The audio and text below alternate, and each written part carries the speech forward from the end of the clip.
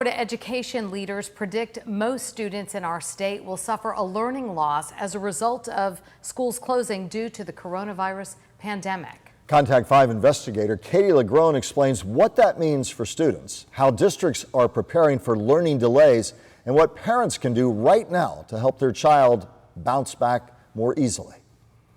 Abbie Malone is a mom of 3, admittedly struggling to make distance learning work. Their confidence level is really struggling, and I see my kids very frustrated, and it's heartbreaking as a mom. Across the state, the threat of COVID-19 made school districts turn virtually overnight.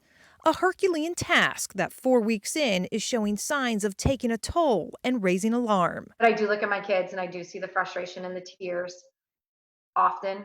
While many districts across the state are touting student engagement around 97 and 98%, thousands of students are unaccounted for. It is a top priority. We're working through it. In Palm Beach County, the district claims roughly 350 students remain off the grid. If it's a device issue for that 2%, we're working to solve that problem.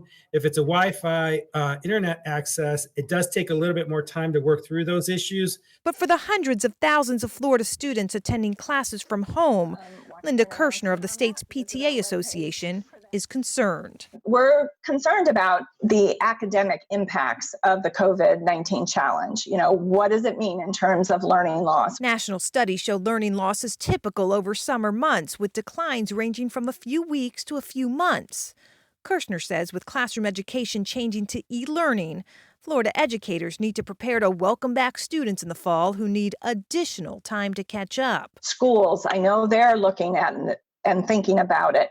Our legislature, they need to be thinking about it, thinking about what additional supports, what additional funding is going to be necessary in order to support, bridging that gap in the new year. In the meantime, Kirshner advises parents to stay engaged, be supportive, but not push their kids too hard, and communicate directly with teachers. A balance Abbie Malone agrees with, even as she watches her own children try to keep up. There is a sadness and a concern.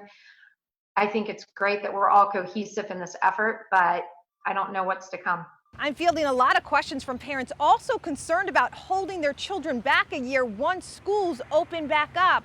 And while Florida's governor has given parents the full right to do that, education leaders say that's not always the right thing to do and advise parents before you make any decisions to consult with your child's teacher. Katie LaGrone, WPTV News Channel 5.